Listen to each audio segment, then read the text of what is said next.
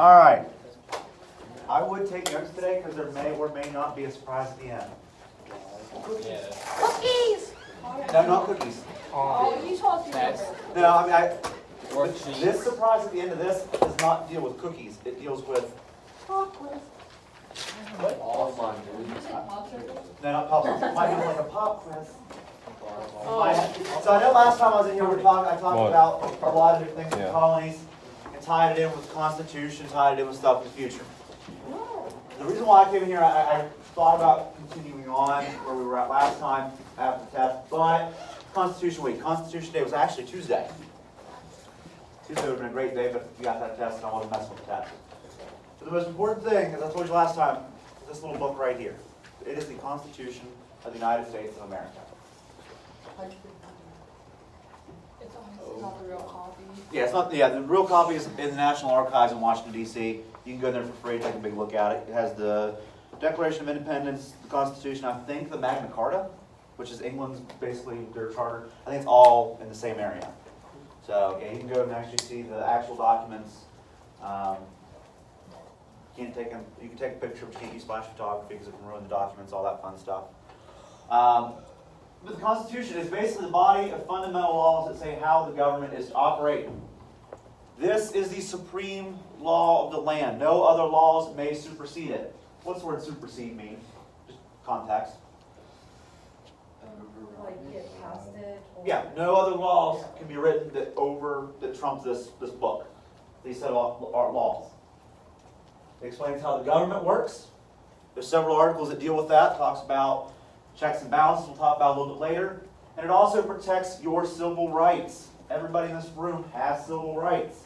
Now, as a teenager in a high school, they're somewhat limited, but at the same time, you have free reign of your civil rights. Oh, that sounds like prison. What is it? Nothing. Okay, I heard something about prison, but that made no sense. But okay, nice try. This document right here, if anyone ever wants a copy of the Constitution, call up Joe Manchin's office. Call up Shelley Moore Capito's office. Say, hey, you have a pocket Constitution you can send me? They'll send it out to you in the mail. They love sending these things out like candy. When I student taught at Lewis County, I said, hey, I need about 60 of these for the classrooms. They're like, hey, how about we send you 200? Okay, I'll take 200. I'm not going to say no. They sent me 200 books. For free? For free. For free. I thought what I was using them for is for Constitution Week last year. And they're like, yes, we'll send you a bunch because you want to do this in your classrooms. Sometimes all it does is just pick up the phone and ask somebody a question. They'll be happy to help you out. Speaking of that, last class I told you I wanted you to look up two things for me. And I kind of already gave you one of them. I wanted you to tell me who one of your two senators for the state of West Virginia are. Robert Beach. That is it. Yes, but represents you at the national level. Represents you at the national level. Anyone have Joe that? Manchin. Someone's got to raise his hand. Joe Manchin. Jeez. And can anyone tell me? He said Joe Manchin. She did say Joe Manchin. Last time. But I also need someone to tell me, for the first congressional district, which is where you guys live, who's your congressman? Who's your congressman? Joe Manchin. It is not Joe Manchin. Joe Manchin, you cannot serve two branches at the same time. Ms. Starkey, Do I get to play? you do? David McKinley. It is David McKinley. And you Ah, guess it's because she's what? She gets the prize. Nope, she gets the prize. But I'm a well-informed citizen.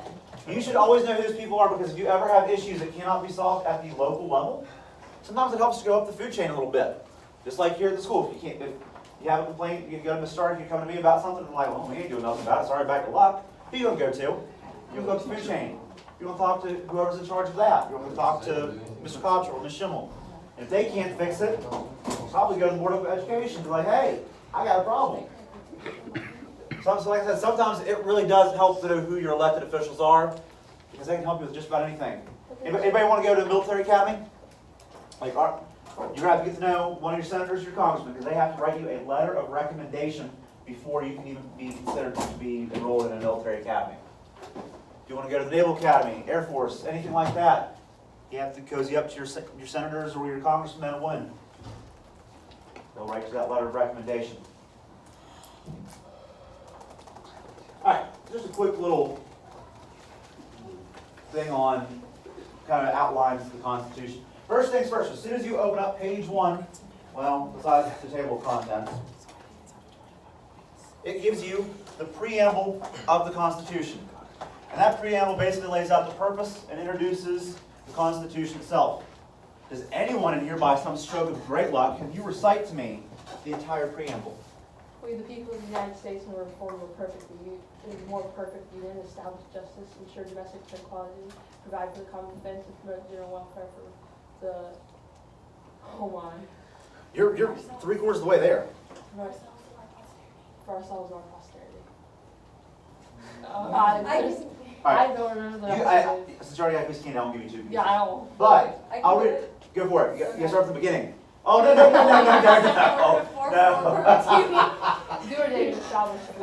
Establish justice, Ensure domestic tranquility. ensure domestic Oh, that's a tranquility, bunch of provide baloney right for there. defend with the general welfare and secure the blessings of Did any liberty of you to guys? ourselves and our posterity. No, we had Miss Mock, and she made us memorize it, and I don't know why, but that just stuck in my head. Schoolhouse Where's Rock. my candy? Yeah, I was gonna play that, but I can't. It won't load in the school. That video for like, I'm Just a Bill, which is my favorite, it loads, but that one won't. Yeah, we the people of the United States, in order to form a more perfect union, establish justice, ensure domestic tranquility, provide for the common defense, promote general welfare, and secure the blessings of liberty to ourselves and our posterity, do ordain and establish this Constitution of the United States of America. Or I should have said, this Constitution. Then you have the articles. Basically, it sets up the substance of governmental law.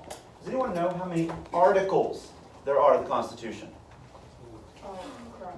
I know I'm putting you on the spot here, but as I told you last class, these are important things to know. 30. There are not 30. There are only actually 7 articles Oh, I was of gonna the say Constitution. 6. And we'll go over all of them. Does anyone know how many amendments there are to the Constitution? 17 if you don't count the Bill of Rights. That is not correct. Well, if you include the Bill of Rights, how many are there? 27. 27. I need the whole thing. I need the whole thing. Yeah, 27. Sorry, Why do 27. you know that? It's pretty simple. And as Uncle Sam is basically telling you, hey, when it comes to the Constitution, you guys need to study harder on that. He wants you to study harder. And I don't know who did my clicker. Yeah, Here it is. it's right up there. That Uncle Sam wants you to go to your nearest recruiting station for the U.S. Army. That Uncle Sam wants you to study harder. Uncle Sam has serious issues. Yeah, I mean- They look the same. Hey, they make you say, now here are your 7 articles. You That I get ju- that, Yeah. Thank you. You don't have to worry about writing down Uncle Sam needs you to study harder because that will never show up on any test I ever give anybody. That's just a little comic relief I like to put in there. And you're going to notice that with a lot of the pictures I include on my PowerPoints, it's going to be comic relief.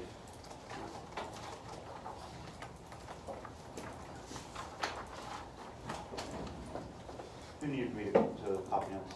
Good? Oh, I'm sure. You're good. All right. 7 articles. We'll go with the first one. Is the legislative branch.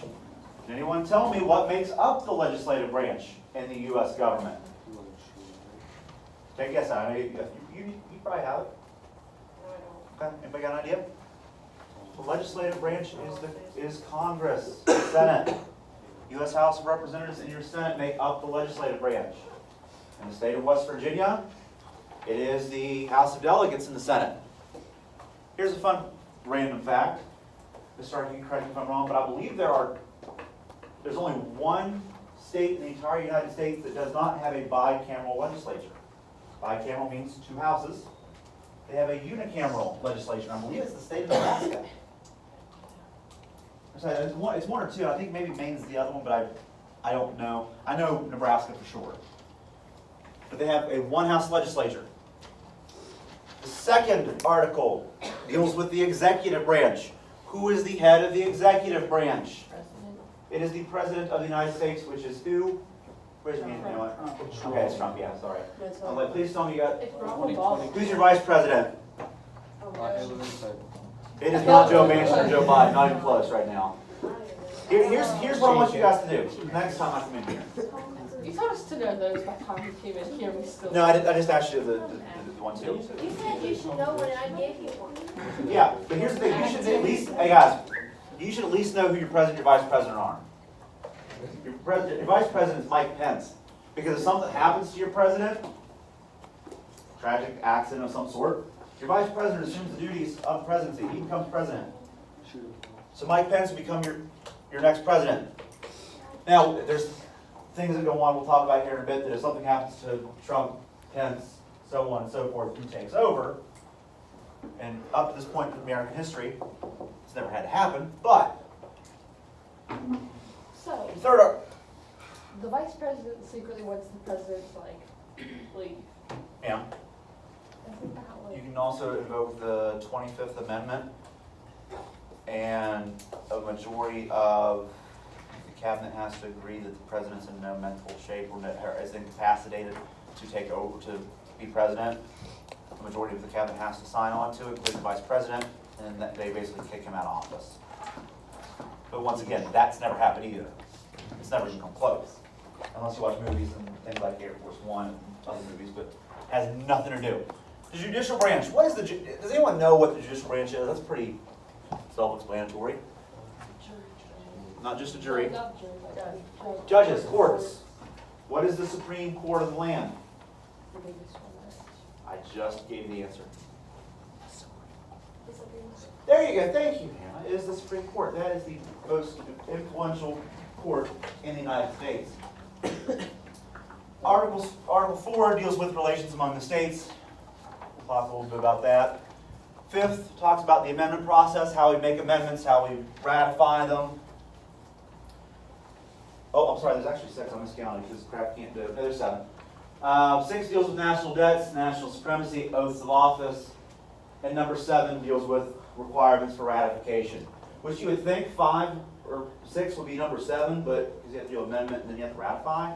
But now, when we proposed these articles, we had to have a majority of the colonies at that point ratify the Constitution, make it effect.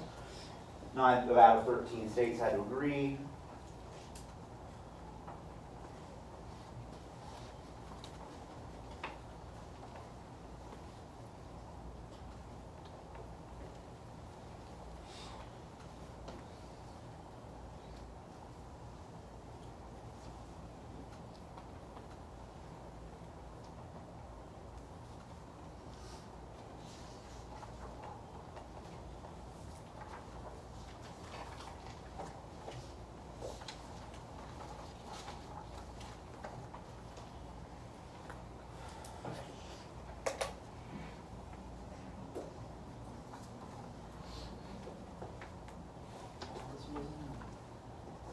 I had a copy of the Constitution, and in the back of it told you amendments that had been proposed but never ratified.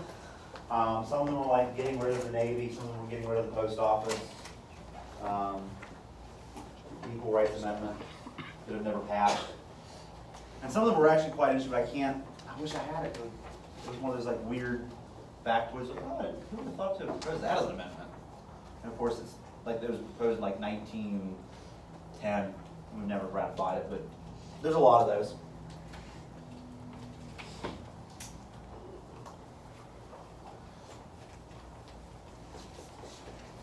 How many slides do we have to do? Oh, there's a lot. So, So it's kind of like broke down. It's not like a lot of writing, but there is writing. okay. So there are 6 basic principles when we're talking about the Constitution. First is popular sovereignty.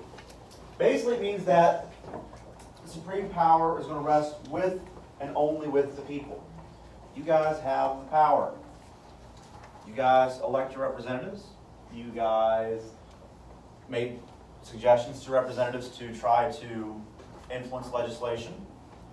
You guys have the power. Now, some parts of the Constitution kind of give that to other people, like the Electoral College. The Electoral College is actually who elects our president and our vice president. You guys really don't do that. In the original Constitution, state legislatures chose who your senator was. You guys didn't actually vote for him. State legislatures get together and go, yeah, we like Amber a lot. We're going to vote for her. She goes to the Senate and is now our senator. That was changed by the 17th Amendment. Now, you, the people, have the authority to elect your senators. The Electoral College, basically what happens is you vote for the candidate you like, and then a group of electors that is nominated and appointed by the state political party chairmanship, they are the ones that cast the vote for presidency. Does anyone know, this is just another random question, does anyone know how many electoral votes it takes to win the presidency of the United States? Not 265. You're very, very, I'll give you a piece of candy that one, but you're very, very, very close. You're 5 off. It's 270. How did you? 270 electoral votes because it is half of the total representatives in Congress. And there are 535. Rough estimate of half is 270.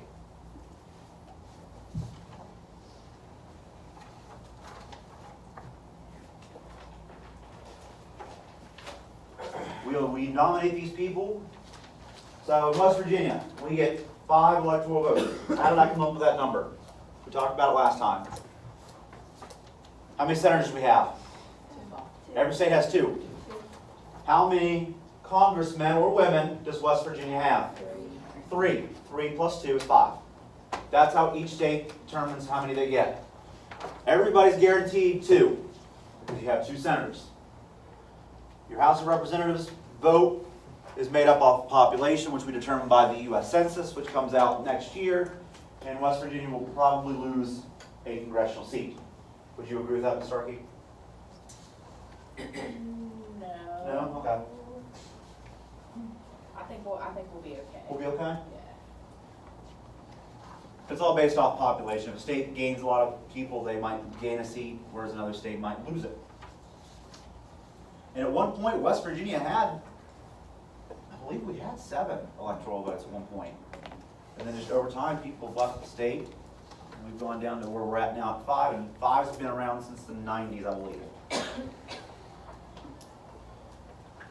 But yeah, we vote for who we want for president. Last election was Trump or Clinton.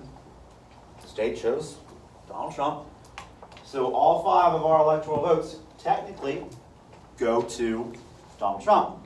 Now there is a thing called a faithless elector. Members of the Electoral College are not legally bound to vote for any candidate. Basically it's a suggestion like, hey, we want you to vote for this person, that's where our votes need to go. Traditionally they follow that rule, but every once in a while you'll get one guy or one girl who goes, I'm not casting my vote as an elector for this person. So they vote for the other candidate.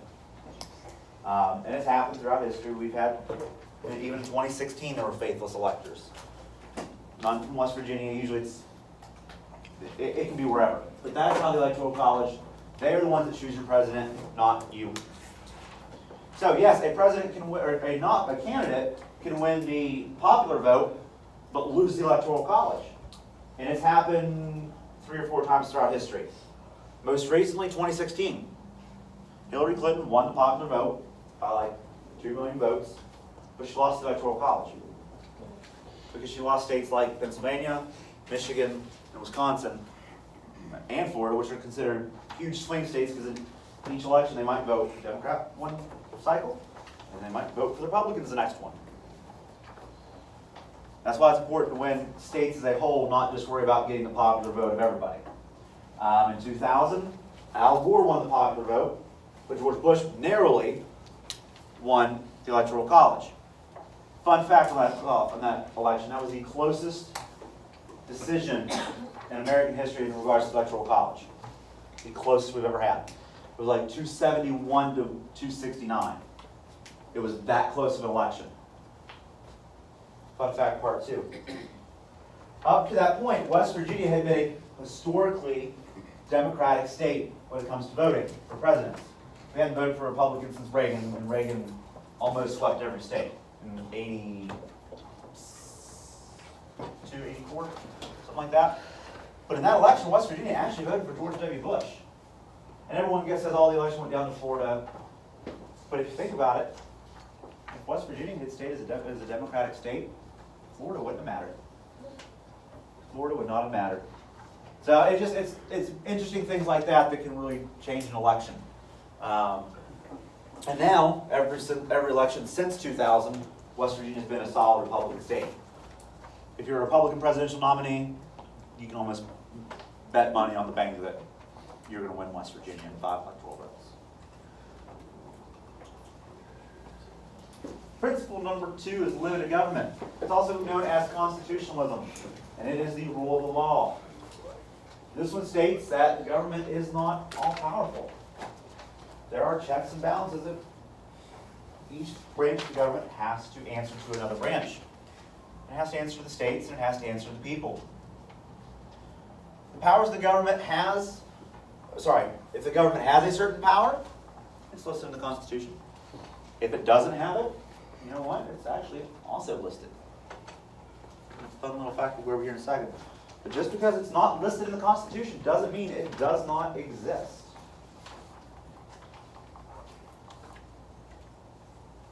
And I'm reading ahead in my own notes to make sure I don't go over things 6 times. Can anyone tell me, well, I forgot, who this first individual is right here? His name is somewhere in this room. What? What'd you say? George Bush. It is Richard Nixon. Richard Milhouse Nixon, who was the only president to ever have resigned office. That was smooth. He was. Yep, he was the only president to have ever resigned the office of the presidency. What do you mean, like he? He said, hey, I'm no longer president. He has like a whole speech, and Yep. like, I'm not fit to be president. It was part of the Watergate scandal, which I'm not going over because you're not even there yet. I'm not jumping ahead of Mrs. Starkey by any means. Yeah, only president to have ever resigned office, which then allowed Gerald Ford to assume the presidency. Fun fact about Gerald Ford, he is the only president to have never been elected as president or vice president. But But he became president? Yes, because Spiro Agnew, which it was his running mate, and I don't ask me the years because I'm drawing a blank on my timeline. Spiro Agnew was arrested for bribery when he was governor of Maryland. So he was forced to resign the vice presidency. The House of Representatives and Nixon appointed Gerald Ford. And then a couple months after Ford had been appointed and confirmed as vice president, Nixon resigned, which then moved him into the presidency. Ford ran for his own term as president, but was defeated by Jimmy Carter. So therefore, he is the only president to have never been elected president or vice president in American history. Why did the dude resign, out of office? It was part of a scandal, criminal act. You guys will probably talk about it later in the year, later. But I don't want to touch it right now, just because Right. I don't want your timelines getting all discombobulated. But if you want to read about it, there's Wikipedia. I don't ever really suggest Wikipedia as a credible source, but read Wikipedia on the Watergate scandal. It'll tell you a bunch of stuff, almost everything you need to know about Nixon and his downfall. The most interesting, and you know this too, is the 18 minutes of missing tape, because the secretary recorded over it. But if she recorded over it, there would have been something there. But there was nothing. It was silence. Wow. The third is the separation of powers. Does anyone know who the head of our government is? This is a simple one. President? It's president. The president is the head of the government in the United States. In countries like the United Kingdom, who do you think would be the head of the government? Technically not. You would think. Yes. You'd think it was the queen, but the queen's just kind of an She's accessory. like a figurehead. It's actually the prime minister. Oh, yeah. And your queen does all of your ceremonial stuff. Yeah. Like I said, we use a presidential government where the executive and legislative branches are chosen separately. We don't just sit here and go, all right, you 5 right here, we're going to elect you all at the same time in the order, you're president, vice president, and now you're our senators and elected officials. We don't do it that way. We actually have separate nominating conventions for everybody. We elect them separately, even though some states do it at the same time because it falls in the election cycle, but it doesn't always happen that way. Does anyone know how long the term is for a U.S. House of Representatives member? 2 years? It's 2 years. So every 2 years, they're on the ballot. Every 2 years. So like I said, some years it does fall in a presidential cycle. Some years it falls in a midterm. Does anyone know how long the term is for a U.S. Senator? What? Not 5 years. Not 7. Not 4 years. Split the difference between 6 and, split the difference between 5 and 7. Six. 6 years. They served for 6 years. I know. So when Joe Manchin just got reelected in 2018, he does not have to appear on a ballot until 2024, which at that point will be a presidential cycle. Shelley Moore Capito, she will appear on the ballot this year because she was elected in 2014, so that means her 6-year term is just about up.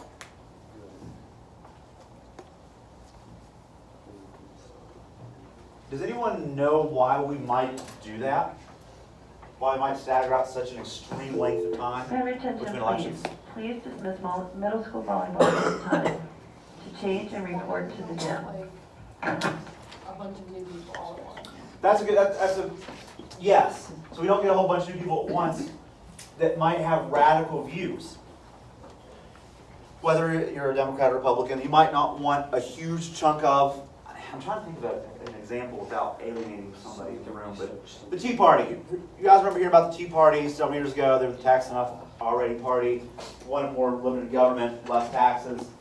Well, a large chunk of U.S. representatives were elected in that election cycle in like 2008, 2010, something along those lines. 60 years ago. And they all got elected together. But because our senators are only elected every 6 years, they couldn't take over the entire U.S. House of Representatives and the Senate. It's basically a check on each other. That way we don't get too many radical views. That's why you don't see a massive shift in each election cycle in the Senate. The Senate's supposed to be the cooling, prevailing body, the more deliberate body, takes its time, really thinks things out compared to the House that has elections every 2 years. If you're a Republican, you don't want a bunch of Democrats overtaking the entire government all at once. That's why we kind of staggered out. Half your Senate is going to be elected one time. Every 6 years, there's an election.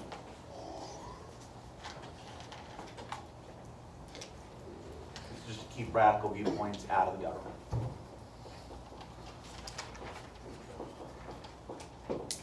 Everybody still copy that one? No? All right. Okay, yeah, like I told you, some of the pictures I include on here are just for my fun enjoyment. The fourth biggest one is the checks and balances system. Each branch has powers to override other branches when necessary. That's the biggest key point, is you can override the other branches when necessary. The executive branch can override the legislative branch. The legislative branch can override the executive. The executive can override the judicial. The judicial can override the legislative. They all have checks on each other. Bless you. Thank you. It is their way of saying, maybe they don't believe that this law should be passed. Let me phrase it this way. House and Senate agree on a bill. Goes to the president for his signature. He goes, you know what, I can't sign this bill into law. Something about it I don't agree with. Does anyone know what that term's called when he goes, nope. It's a veto, presidential veto. Jesus. Yeah, well, my board upstairs, it's metal so I can hit it and it doesn't hurt my hand. So that was actually solid. Sorry. Yeah, it's called the veto. He puts a big rubber stamp on it and says, nope, I don't like it. Notice, in hockey, this is called a check. Could you check him up when you hit him? That's why I included that. Sorry. Like I said, I do a lot of this for my own. Now, don't copy this slide down here because you're never going to get it. But I'm just going to kind of go over this a little bit. I'm going to stand back here and read it to you.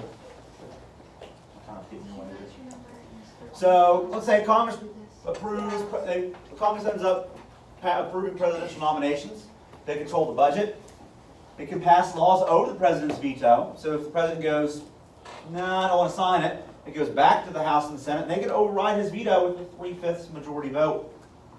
They can override his veto and say, no, this is going to become law whether you like it or not. And it happens. They can impeach the president and remove him or her from office. But at the same time, the president can veto any legislation that comes his way, and as I said, it can be overridden. When the president wants to appoint someone as Secretary of State, Secretary of the Treasury, wants to approve someone in his staff, the Senate has to agree to that person. They go through the nomination process. You see it on TV all the time where so-and-so was in front of the Judiciary Committee and talking about trying to appoint a new Supreme Court justice. We just had it a year and a half ago, last year, Ms. Starkey? When the Kavanaugh hearings was last year? Yeah. Okay, yeah, so, yeah, a year ago. We went through all this and they put it on TV. You can watch the confirmation hearings. It goes from a committee, then it goes to the whole chamber. We go on that way. That was Kavanaugh, No, it's Kavanaugh. really? Yeah. Oh, God. And then there's ways that the executive branch can check the judicial. The executive branch appoints those judges that we just talked about, like Judge Kavanaugh. But the court can declare presidential acts unconstitutional. Like, I'm trying to think of one that just may have happened recently, and I'm probably wrong if I say it this way. But I think one of the travel bans that President Trump tried to put in with an executive order, it was ruled unconstitutional by the Supreme Court. And it got overturned, so therefore he can't do that. And every president gets checked that way. It's happened to Obama, it happened to Bush, Clinton, everyone as far back as we can think of. It's happened, they check them. And there are ways that the legislative can check the judicial. The court can declare any laws that are unconstitutional.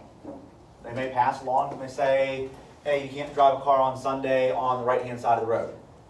Well, I don't know why they would do that, but the Supreme Court might look, that's against our Constitution, it violates something, and they can overturn it. The Senate then confirms the president's nominations and can impeach him, and they can remove judicial officers from office. I'm moving on to that one. Judicial review. Does anyone know who this lady is? That is not Clinton. That is Judge. That is not even close to Hillary That's Clinton. Judge. Yes. Judy. Judicial review. Sorry, I looked up and it looked like George. That's all right. Judicial review. The courts can determine whether or not the president or the Congress, what they do is constitutional. That is one way that we have judicial review.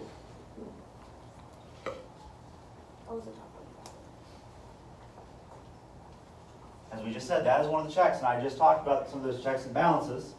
If the president does something like a travel ban, the Supreme Court can look it over when the case gets to them, they review it, boom. They can determine that it is unconstitutional.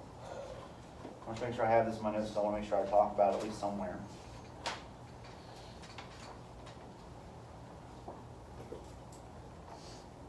Yeah. Court decisions can be overturned. They can even overturn their own cases. One of the biggest things right now is when we nominate a Supreme Court justice, you always hear one huge Supreme Court case get brought up every single time. Does anyone know what that court case is? And I'm not getting too far into it, but does anyone know what that case is? It's Roe versus Wade. It's the right to an abortion. And every time a seat opens up on the court, that's basically what they're wanting to overturn or keep in force. A Democratic president wants to nominate someone who's going to keep it intact. A Republican president's going to try to appoint someone that might flip the court power and overturn. So I'm not getting too far into that because that's not a debate I'm having today. We can have it some other day, but not today with me. All right. Judicial review also says, as soon as Judge Judy decides to point at me, if a court declares an act unconstitutional, it is not a law, and that decision cannot be overridden. Nobody else can go, all right, you said that travel ban is unconstitutional, well, I'm going to do this about it. You can't do anything about it. Once the Supreme Court says it is unconstitutional, it's done. Now, he might be able to reword something if he does an executive order. He can tweak the wording and maybe make it a little different, but it probably will go through the same process, unconstitutional. If the legislative branch passes a law, they deem it unconstitutional, nothing can be done about it. It's done. It is it. You can't check that power. That's the supreme power. Supreme Court, supreme power, sorry.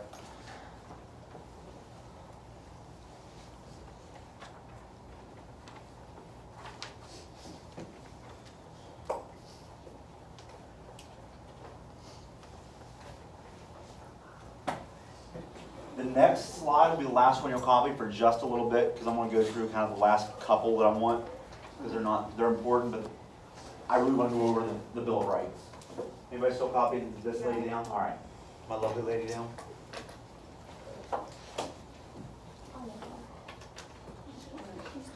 You don't like me. No, no, I don't need it. Oh, I heard someone say they don't like me. I'm like, I'll right here. Maybe I'll leave the room at least. And you can complain about me. Yeah. She's business. I'm a human. I have Yeah, feelings. she's business for something. All right. All right, last one. Number 6. The 6th principle that I think is the key one.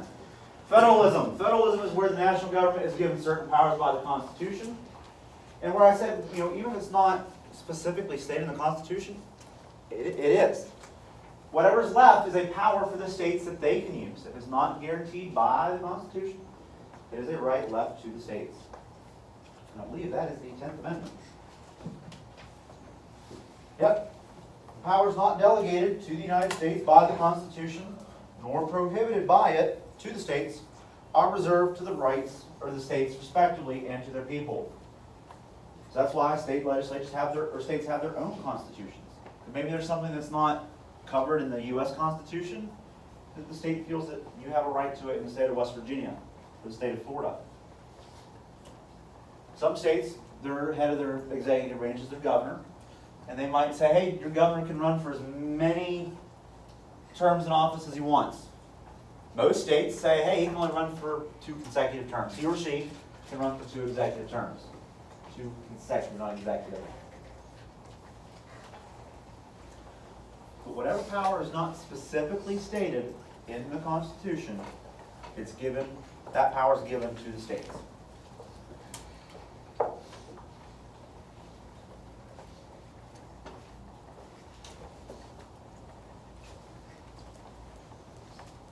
Like I said, the next 7 slides, don't worry about them. I'm talk about them. I'm going quickly through these ones. Because I like them, but I don't like them at the same time. I don't feel comfortable. Like, I made this PowerPoint, but at the same time, I don't like all the material I put in it. This section we'll talk about. Ooh. Good? All right. Article 1, as I said, the biggest one is Section 8. It lists all the express powers Congress has. It talks about the necessary and proper clause. It gives Congress additional implied powers. Section 9 prohibits certain actions Congress may take. No ex post facto laws. You can't be punished for doing something before it was illegal. So like during Prohibition, before it was illegal, they can't go back and go, oh, I saw you drinking moonshine the other day. Can't do that. It's illegal now. But I saw you doing it before this bill was passed. It doesn't matter. It wasn't illegal at the time. After law was passed, everyone knows Prohibition is no longer around. But they couldn't go back and get you in trouble for something you already did. They can't suspend habeas corpus. Habeas corpus is the right to challenge one's own detention in court. You have the right to, if you're detained, go to court and investigate why. Article 2, Section 2. The President can appoint people to many positions, such as Secretary of Energy, Secretary of Housing and Urban Development, all the wonderful things, Chief of Staff. There's a ton of list of things that has to be confirmed by the Senate. The Senate has advice and consent of the President. They take his advice on who they should confirm, and then they vote on it. And it takes a majority to confirm appointments. How many is a majority in the House of Representatives? Or not the House of Representatives, the U.S. Senate? How many, let me start here. How many senators do we have in the United States? Nope. 2. Overall, all 50 states, there's 100. So what's half? 50. What's a majority? 50 plus 51. 51 votes. The majority is 51 votes. Section 4 of Article 2. The President can only be removed by impeachment for high crimes and misdemeanors. Does anyone know what high crimes and misdemeanors are? Because if you do, you're a constitutional scholar and you deserve to not be in this class. Because that's been one of the most highly debated things over the history of time. No president's actually been removed from office, but they have been impeached. 2 of them. Andrew Johnson over the U.S. Bank, and then Bill Clinton over his sexual abuse scandal. But they were never removed from office, but they were impeached. The House of Representatives can impeach you, which means they bring up formal charges, Then it goes to the Senate and they kind of act as a court. But nobody really knows what high crimes and misdemeanors really means. Some people think it should only mean like treason or acts against the state. In Bill Clinton's case, we saw it as sexual misconduct. So I mean, there's really no definition for high crimes and misdemeanors. They didn't really talk about it in the Constitution. They just left it blank.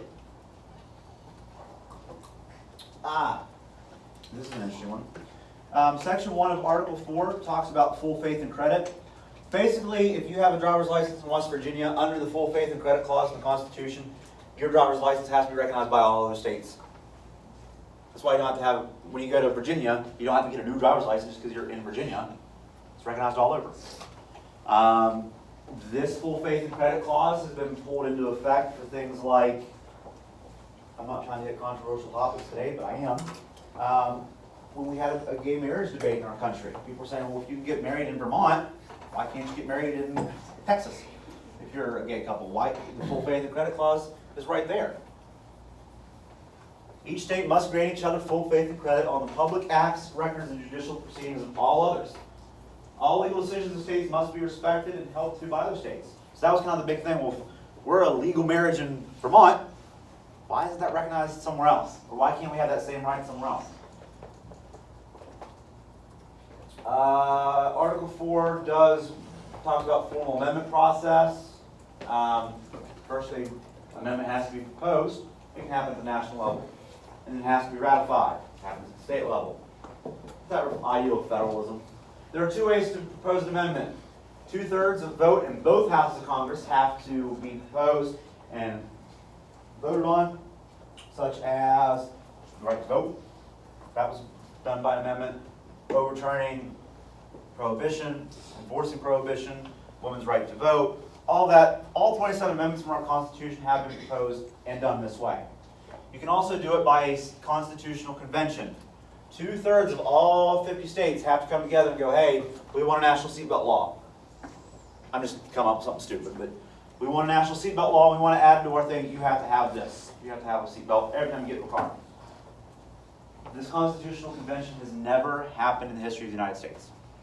Ever. Ratify it. 3/4 of the state legislatures have to approve it.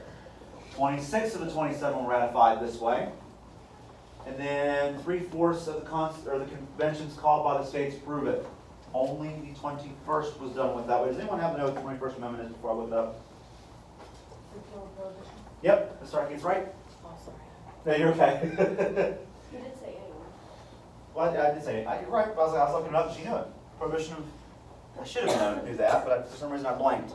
Yeah, it repealed prohibition, so they overturned that by this constitutional convention.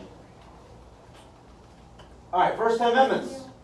Bill of Rights. These are the ones you're going to start working on. These are awesome things because they pretty much tell you what you have the right to do as an American citizen. Does anyone know what the First Amendment is? If you don't know the First Amendment? No. No, just I feel very disappointed in the U.S. education. Yes. Freedom of speech. Wow, you have the right to say what you want. Oh, and you can memorize these, but you're not memorizing them today. First, well, I'm going to skip a little bit. Freedom of religion. In the United States, you are welcome to come here to the United States. If you're a Muslim, you're Hindu, you're a Christian, you're Catholic, you can practice whatever religion you want freely here in the United States of America. The government itself, due to the Establishment Clause, cannot establish a national religion. We cannot go, hey, Christianity or Southern Baptist, that is our new national religion. We can't do that. We are prohibited freely in the First Amendment from doing that. Government can't prohibit you to practice. You have the freedom of speech. Bella said you have the freedom of speech. But you don't, yes, you have the freedom of speech, but you have freedom of consequences. So I can't yell, fire, out in the hallway, and everyone starts panicking, and we have to evacuate the school because I yelled fire. No, I am still going to be held responsible for causing panic and public safety issues. Because when I yelled fire, someone could have got hurt, could have been trampled over by somebody else, and now I'm responsible because I yelled fire and there was no fire there. So you can't, when someone You see people getting fired all the time from their jobs for saying things that aren't pretty, but it was reported. Like, well, I have freedom of speech. Well, yeah, you do, but you don't have freedom of the consequences. If you tell me or Ms. Starkey or Mr. McKinney here to go F ourselves, yeah, you have the freedom to say that, but you don't have the freedom from the consequences, which means we're going to send you down to the office. You don't get detention, you get rid up for it, and you probably won't be in class for a little while. You're not free from the consequences of what you say. You can't go into a bank and go, hey, I'm here to rob you, JK. You're probably going to face something for that, but you're not free from the things you say. Yes, you can say what you want, you're allowed to do that, but you're not free from the consequences. Anything that I teach you today, take that with you to the bank. Don't rob the bank when you go to the bank, but just take, you have the freedom of speech, but you do not have the freedom from the consequences. We have the freedom of the press here in the United States. We have a free press, which means we can write what we want, but you're not, within certain extents, we do have libel and slander laws, but we don't have a state-controlled media. We're not like China or Cuba where you get all of your information, all of your news from the government agency. I bet you there's such thing as fake news. We're not getting into that, because, no, we're not getting into that. There is fake news, but you have to learn how to decipher what it is. You can't just yell and go, oh, I don't like that, it's fake news. No, it doesn't work that way. It's like that commercial for Geico. That's not how any of this works. Just because you don't like what's being reported, even though it can be factually true, you don't get to go, oh, it's fake news, it's not true. You don't get that right to do that. It's really better to look at multiple different types of articles and see what lines up. Yes, and I said that last time I was here. Don't just read CNN and go, oh, I read it on CNN. Or That's Fox CNN. News. Or vice versa, Fox News and go, oh, that Fox News. I like what they're telling me. We report, you decide. That's a tagline in case anyone didn't know that. Read everything. If you feel like it's not right or you're getting a certain bias, don't be afraid to read up on it, investigate a little further. Contact primary sources. Yeah, primary sources, journals, stuff like that. You also have the right to assembly. So if you want to gather a large group outside Mason-Dixon Park because we like the color blue, you're allowed to do that. You're allowed to peacefully assemble. Now, the moment you're well, you have the right to protest. I'm going to go back in a second. Well, that isn't pretty much the right to assembly. You have the right to protest. It has to be a peaceful protest.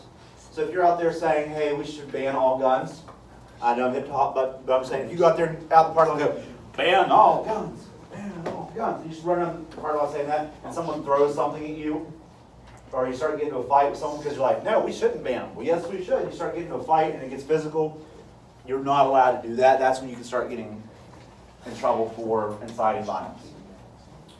It has to be peacefully protesting, peaceful assembly.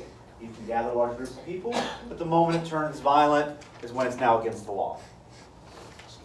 And you have the right to petition. You see it all the time. People come up and go, hey, we think there needs to be a stop sign out here at the end of Route 7 somewhere. There's probably a stop sign already, wherever. But they're like, hey, we need a stop sign at the end of this road.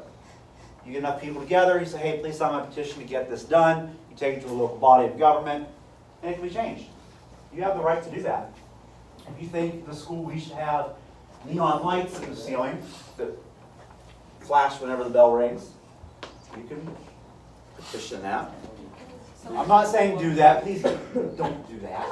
But you get enough signatures from staff and students, and you can take it to Mr. Cobb and say, hey, we feel this, we should be doing this here at the school. And it might, that's why I said please don't do that, because it won't happen. But you have the right to do that. Second Amendment. What's the Second Amendment? Right to You have the right to bear arms. Now, you have the right to bear arms, you don't have the right to bear your arms. Or you don't have the right to bear arms, like, bear arms. You don't have the right to those. You have the right to bear arms like John Kerry is doing in this picture right here. And don't ask me why I use John Kerry now that I think about it. But you have the right to bear arms. Now, it's a right, it's also a privilege at the same time. You have certain limits within the right to bear arms already instilled in the Constitution. I can't walk up to the U.S. Army and go, hey, I have the right to bear arms and bear these weapons. Can I have a rocket launcher, please? No. There are certain things that you're not allowed to do that's been passed by other laws. But you still do have the right to bear arms. It's protected by the Second Amendment. So when someone says you have the right to bear arms, yes, but it's regulated. Third Amendment. No quartering of soldiers in times of peace. Prior to the American Revolution, before we actually declared war on England, British soldiers could just come to your house and say, hey, we'd like to stay here tonight. We want you to feed us, give us shelter.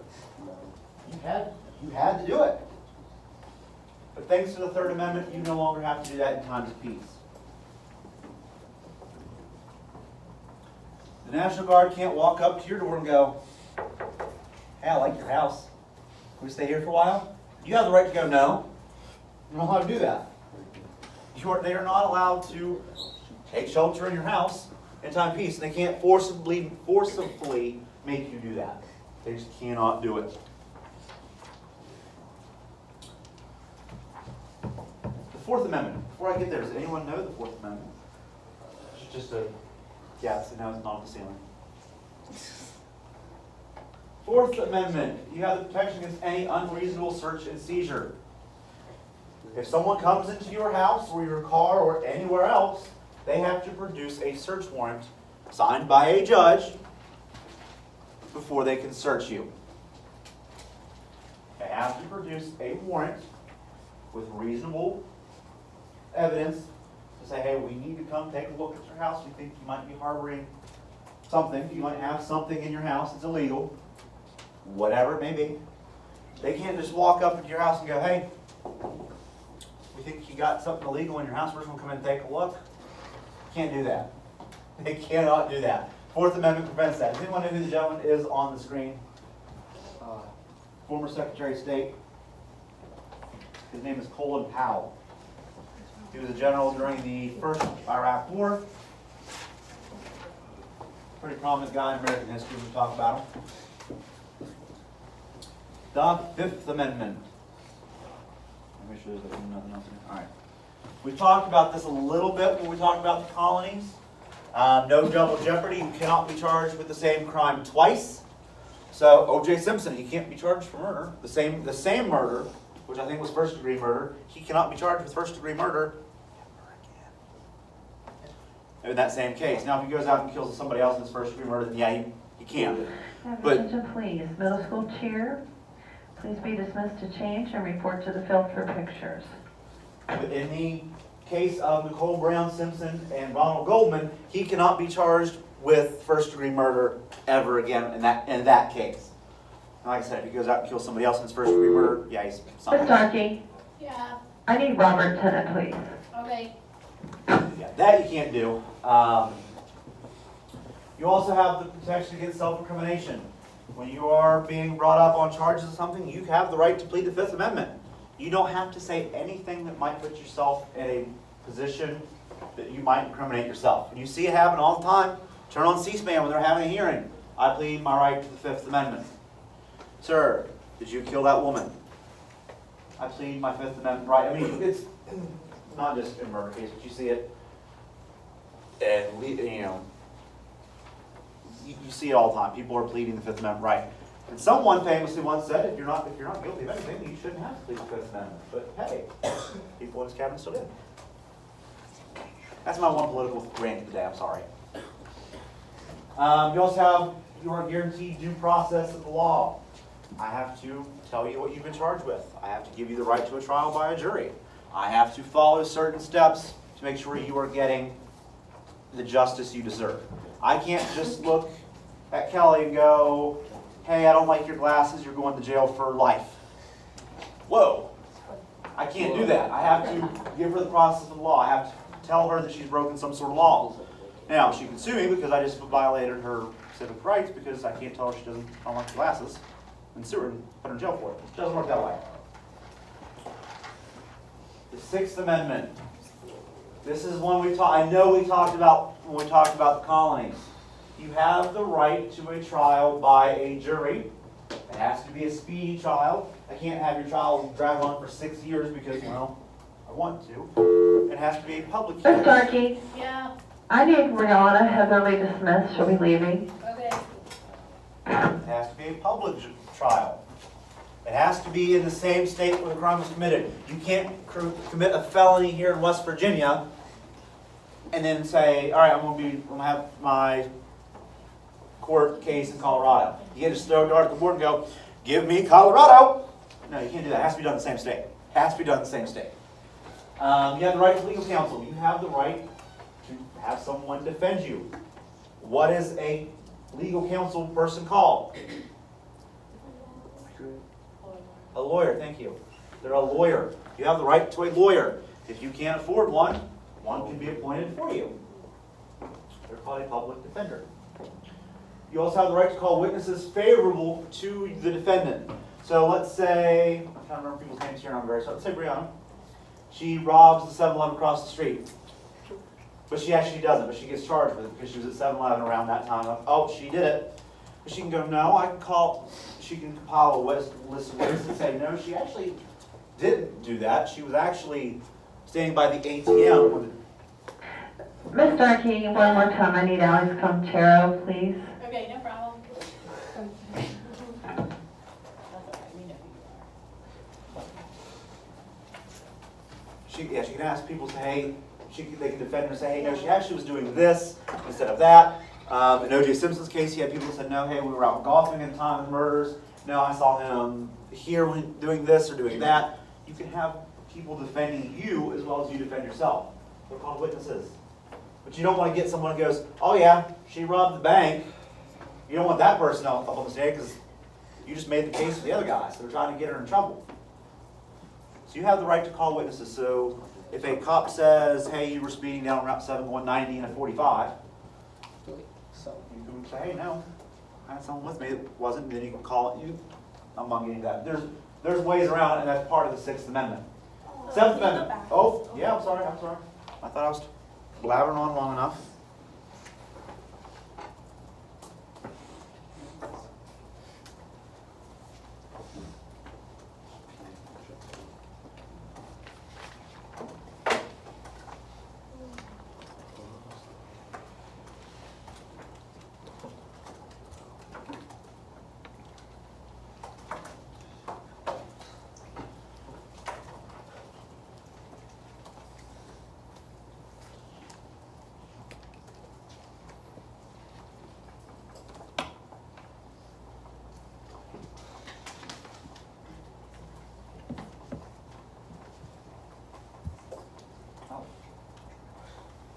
What is going on?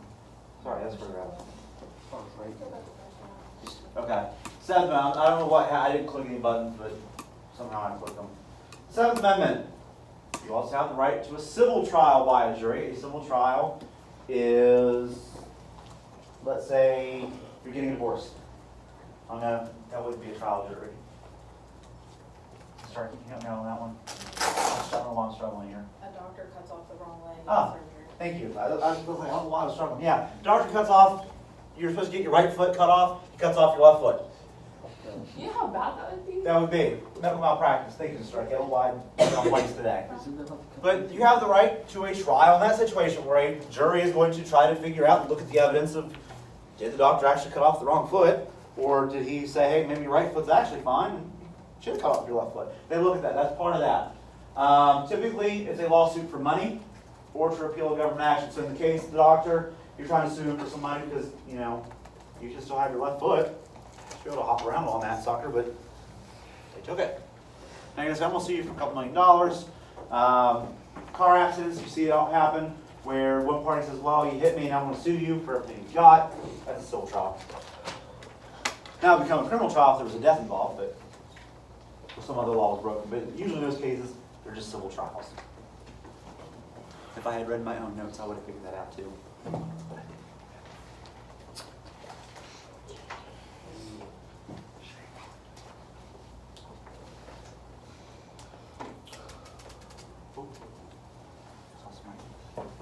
If I'm in your guys' way when I'm talking, please just tell me to move, and I'll move.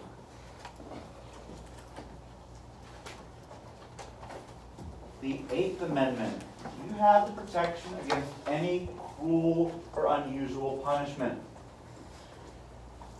Cruel and unusual punishment now in the United States does include beheadings. I can't look at you and go, oh,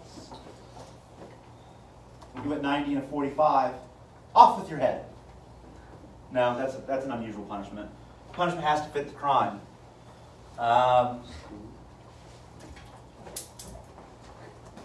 Can't put you in front of a firing squad. That's a cruel punishment. We don't hang people anymore. As you see by this person here in the picture, they got beheaded and it looks like their body's about to be cut in two. That's a very cruel punishment. Not allowed to do those anymore. Not allowed to, the punishment has to fit the crime.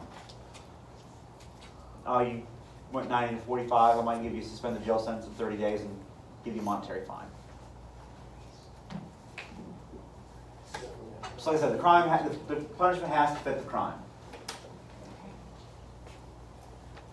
Oh, you incited panic in a public place. There goes your left thumb. Yeah, I mean, we don't, no, that falls into that protection against pulling. And I'm just, when I say something like that, I'm coming up with the most extreme example I can think of. But the punishment has to fit the crime. The Ninth Amendment.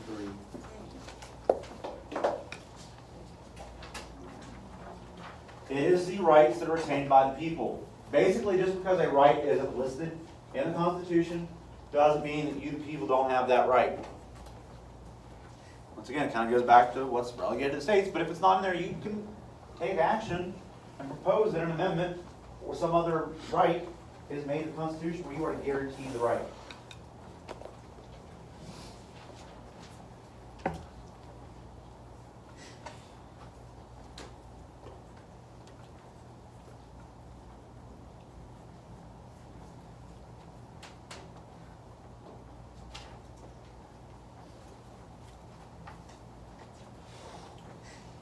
And then I've talked about the 10th Amendment a lot today. Does anyone remember what, and I didn't specifically say what it was, but does anyone remember what the 10th Amendment was? Powers not relegated in the Constitution, or that are not given to the national government, is given to the states. If it's not an express government right, it's now given to the states.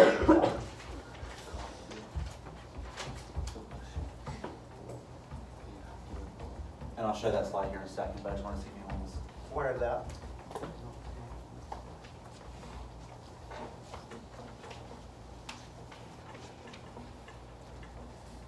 Sorry, that was on here too.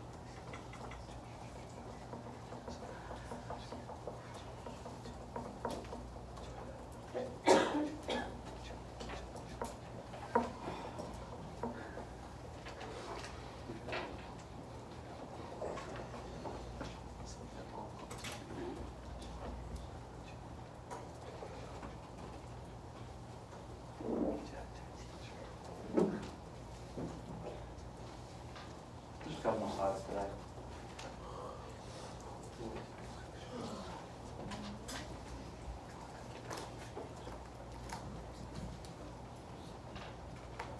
Tenth Amendment, as I just said, powers reserved for the states. All powers that are not given to the national government are reserved for the states.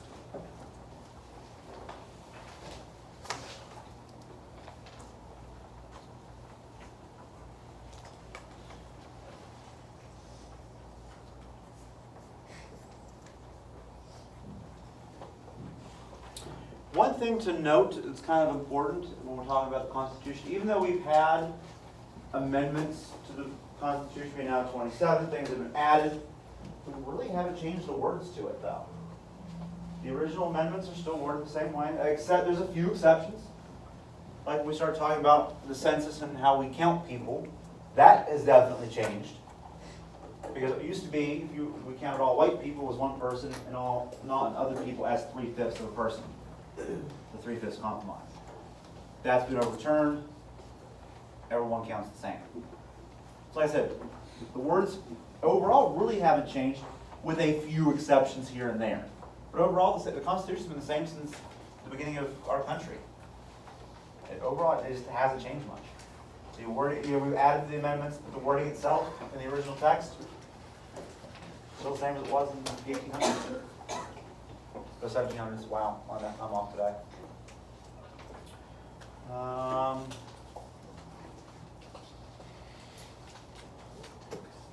I'm just, political practice, party politics, this is kind of good.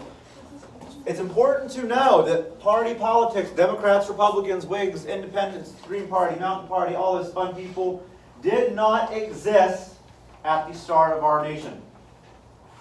Did not exist. George Washington's farewell address to the nation said that political parties would be the end of our government. Don't argue he's right. But in the Constitution, we have no talk about political parties. They kind of formed out of necessity.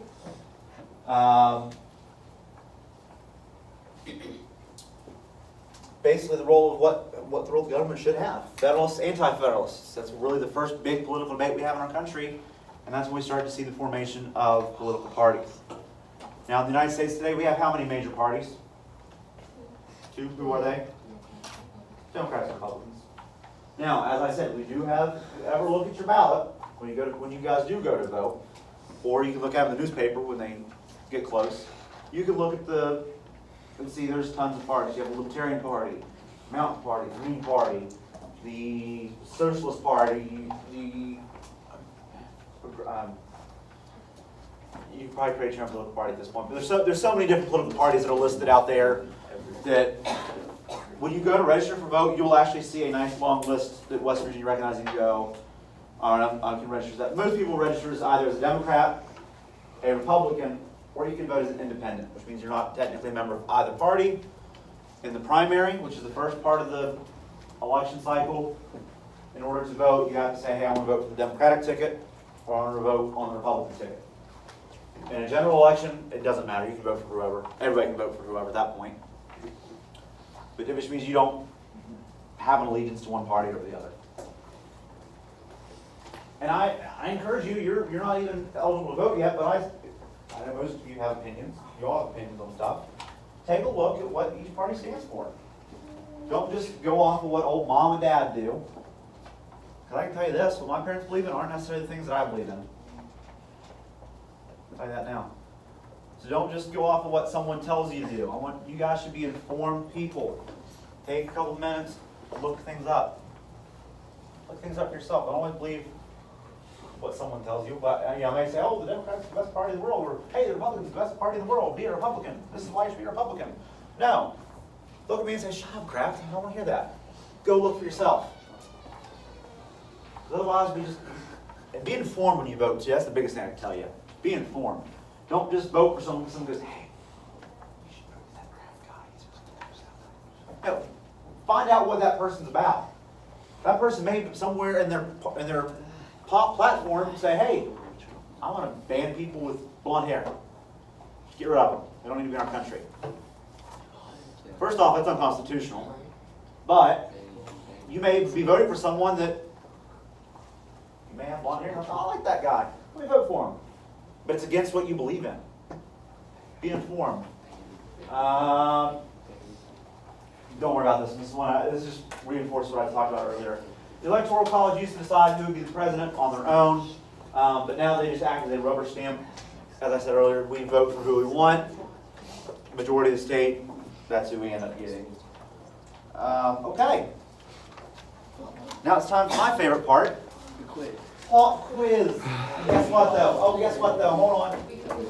You can use your notes, so this would be an easy way to pay attention to that. Give me just a second here. Yeah, boy.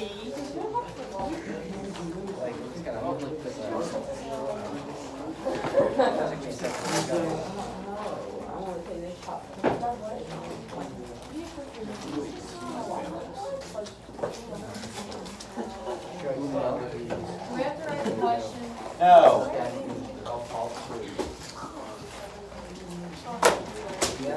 Hey, should be talking on this one though.